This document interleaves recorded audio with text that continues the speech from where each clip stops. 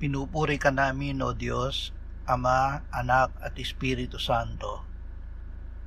Salamat, Ama, na ibinigay mo sa amin si Jesus na iyong anak, na namatay para sa aming kasalanan, iyong muling binuhay, iniakyat at iniluklok sa iyong kanan sa langit. Salamat na ibinigay mo sa amin ang iyong banal na Espiritu, at sa pamamagitan niya ay ibinuhos mo ang iyong pag-ibig sa aming puso.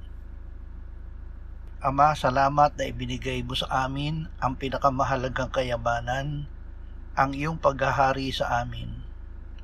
Isinusuko namin sa iyo ang lahat ng nasa amin upang ikaw ang maging lahat-lahat sa amin. Lagi kaming magpapakagalak sa pakikisama sa iyo, O Diyos, Ama, Anak at Espiritu Santo. Amen.